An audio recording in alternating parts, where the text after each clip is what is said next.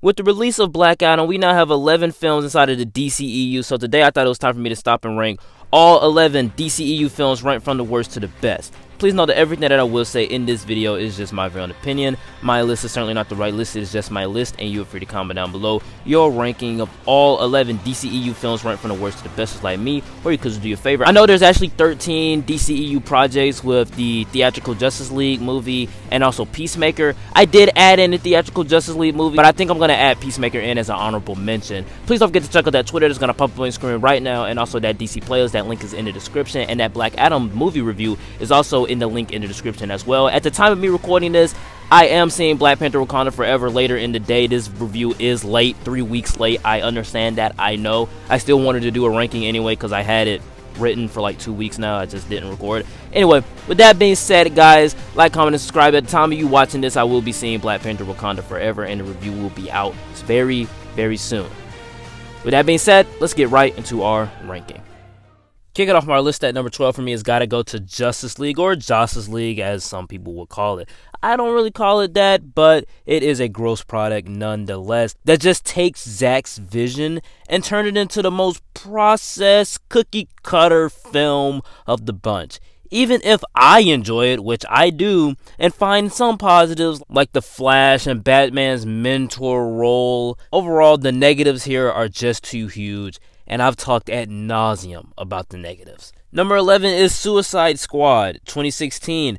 I enjoy this movie actually. Watching it once every year isn't that bad. I love the characters, Will Smith, Margot Robbie as Deadshot and Harley Quinn respectively. I love the cast, I love the characters. Where this film falls off is the story and plot.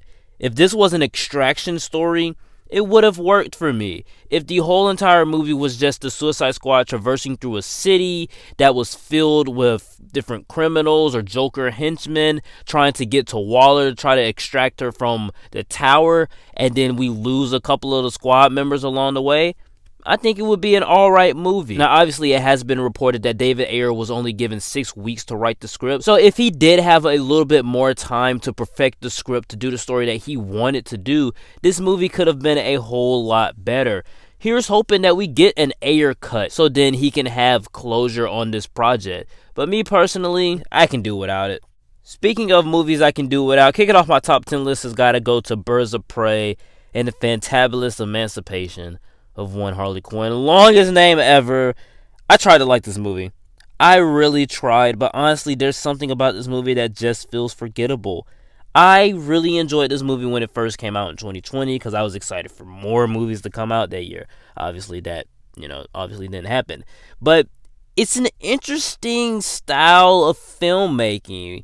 It's an unreliable narrator in Harley, so the story is really told in this non-linear fashion, and somehow the storylines all connect and play into one another with whatever that character is going through at the time. And I thought all of that was pretty interesting, and I liked that. I liked it when the movie finally came full circle by the end, and the practical stunt work felt real and visceral.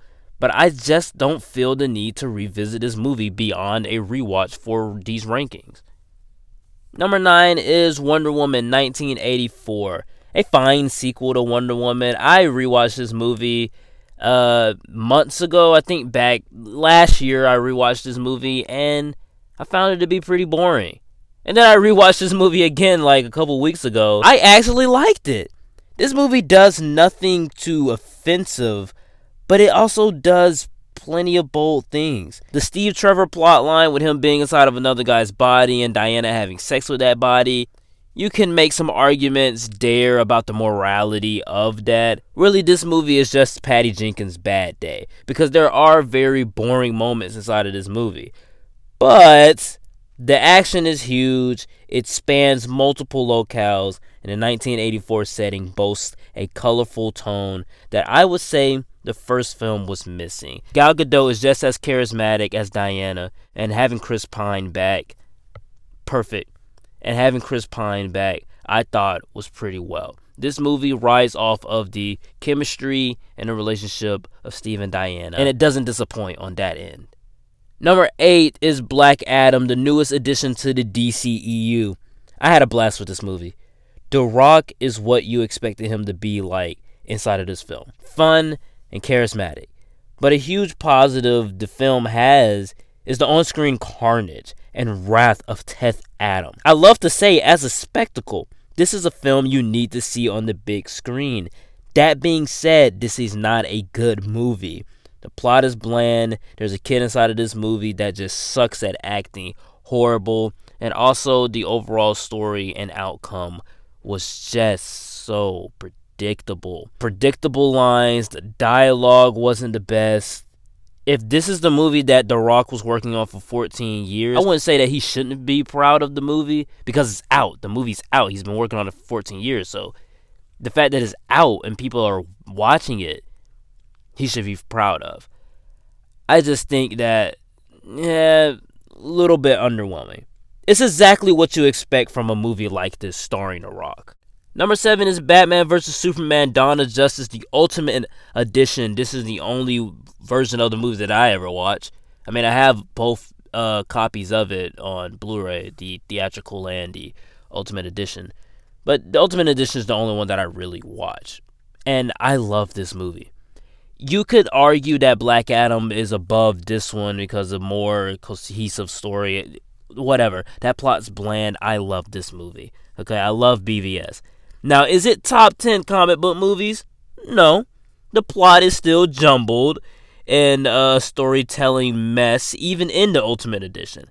But Ben Affleck's performance as the Batman carries this film, giving us an excellent Bruce Wayne, an excellent Batman with Alfred, an excellent Bruce Wayne with Alfred.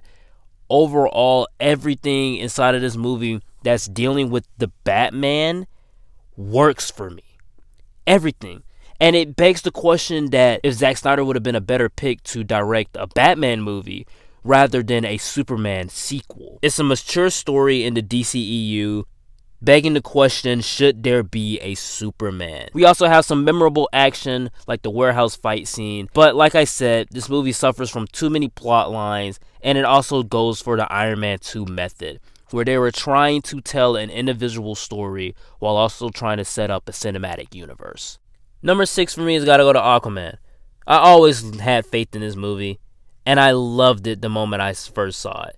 James Wan and Jason Momoa, it seems like they're having a blast making these movies. While it is an adventure that you've seen before, and you want more scenes underwater, you still come out saying, that was a fun ride. This movie has a cheesy, corny vibe that is just faithful to the comics and the source material. The villain's motives resonates with today's time. Then the action is shot in a very dynamic way, though you do feel a little bit dizzy by the end. This film managed to take corny imagery and turn it cool. Kicking off my top 5 list for me has got to go to Wonder Woman. By all means, this film should not work, but it does.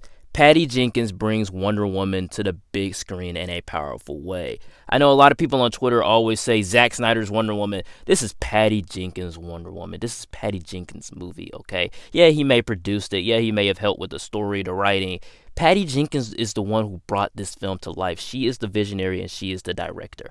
I love the story of Diana coming to man's world. Now, while it is a story that I've seen before in many Wonder Woman projects like Wonder Woman 2009, the animated film, it's something charming about seeing Gal Gadot's performance, a charismatic, powerful, naive woman coming into man's world and experiencing the themes of man's inhumanity to man. What this means for the female-led superhero movie genre still has not been matched by Marvel or by DC themselves. This is a grounded war story featuring Wonder Woman. It's mature, it's romantic, it's epic. I love it. Now, it does get slow at times, and the third act isn't really the best. And I'm not one for period pieces, but this one I'll make an exception, along with Captain America: The First Avenger. I gotta put in an honorable mention for Peacemaker here between 5 and 4. I gotta say, I hated the trailers, I hated the promos, I hated the jokes. Overall, James Gunn does what he does best. Again, that is why he's the GOAT. That's why he's the GOAT! The GOAT! Because Peacemaker is freaking fantastic. It's amazing. It's one of the best comic book shows I've ever seen. Probably the best comic book show I've ever seen, up there with Arrow, Daredevil. Stripping down this character, giving him more layers and more character development than we saw inside of the Suicide Squad. And I didn't even like him inside of the Suicide Squad, but he made an unlikable character likable. That line from Rick Flag, Peacemaker. What a joke. looms over his character inside of this show, and it creates just a funny atmosphere, but also gives us more development for this character. I can't wait to see what they do with him inside of season 2. Coming in at number 4 for me has got to go to Man of Steel. Zack Snyder's Superman story is one of, if not my favorite, Superman story. Without getting into the epic big scale action that puts you right into the destruction of these Kryptonians and, make you smile a little bit to see Superman actually punch people, at its core, we have a story about a man learning about what his place in the world is. As a standalone film, it doesn't have the weight of the DCEU on its shoulders, so it could just tell this standalone story about Superman. And I love that. That's what Zack Snyder does best with this character, is inside of this movie, in my opinion. It has a satisfying ending. I must say the score by Hans Zimmer is the best comic book movie score ever, and I've been preaching that for the past 2 years. You wrap all of it together with the score, the themes, the action, the director, standalone story. All of it works to bring us a Superman to the screen that can inspire hope, but also have this grounded take that everyone in the world can relate to. Man of Steel is still one of the best comic book movies I've ever seen. Kicking off my top 3 list for me has got to go to Shazam. I had to pick between this and Man of Steel, and really, I feel like I made the right choice. I really love Shazam. When I first saw Shazam, it was my favorite DCEU film of all time. It surpassed the Zack Snyder's Justice League when that first came out. I think overall Shazam was just a really good movie. Birds of Prey, it surpassed that too. Wonder Woman 84, it surpassed that too. It was just good. I really loved it. Zachary Levi is just a big kid. He's having so much fun in the role, and you can clearly see that he's very passionate about bringing this character to the big screen. We have a heartfelt story here with trying to find your family beyond blood. And I think overall, that story is what made me pick this movie over Man of Steel. Obviously, this movie has some tonal issues with demons biting heads off and Billy going inside of a strip club. But when you take all of that aside and you focus on the Billy stuff, it's heartfelt emotions that make you love these characters. But all in all, Shazam is a funny, heartfelt film, and even though I've seen it so many times, I still love it. My runner-up at number 2 for me has got to go to The Suicide Squad. James Gunn is unleashed in this wacky sequel. Somehow, he's just managed to do it again, like he did with Guardians of the Galaxy, and take these obscure characters that nobody knows about and find a way to make you care about them. The deaths inside of this film, while some of them are very shocking and funny and crazy and wacky, others like Rick Flags and Polka Dot Mans are actually really sad. And you wouldn't have gotten that from the first Suicide Squad, because in this one you actually care about the characters. I said this on my Twitter when the movie first came out, 6 hours later, and I was still shaken up by the bold approach that James Gunn took with this film. It's different from the Guardians of the Galaxy movies. It's different from the other DCEU movies. It's different from any other comic book movie out there. I loved it. But coming in at number 1 for me has got to go to Zack Snyder's Justice League. Now, last year when Zack Snyder's Justice League first came out, I said, it's not the best DCEU movie. It's definitely number 4. I think Shazam, Man of Steel, all of those were a lot better. I mean, after a year, I always think about this movie. It's in my top 3 favorite scores. This score of this movie is in my top 3 favorite scores for comic book films because it's just epic. It's amazing. Finally, we get a true Justice League movie. I really liked it when I first saw it, like I said, but now I love it. Zack's vision finally is realized, and he delivered on a huge, epic scale 4-hour film that gives everything set up and pays it off by the end. Now, we do have some problems here. The hype really did outdo this movie because it's not the best comic book film out there. I've seen better. It's not the best DC film out there. I've seen better. It is a damn good movie. It's a damn good triumphant movie that makes you feel hope by the end. I really wish that Zack Snyder would have promoted BVS as part 1 to this 2-parter series of BVS and Justice League, because I feel like that would have helped that movie a lot more, and they wouldn't have that many problems with it. Obviously, it would have had problems, but they would have been like, okay, that's just part 1 of the story. Now let's move into the second part of the story. One of my biggest criticisms is that what was wrong with this movie? You give all the characters development. You have setup and payoff. You give us a great villain. You also have swelling moments of team-ups, great character moments between the characters, dialogue that makes sense. All of it is what Warner Brothers wanted. What was wrong with Warner Brothers at the time this movie came out? Zack Snyder's Justice League is a cut that's much better in many ways than the theatrical. This is why Zack Snyder's Justice League has to come in at number 1.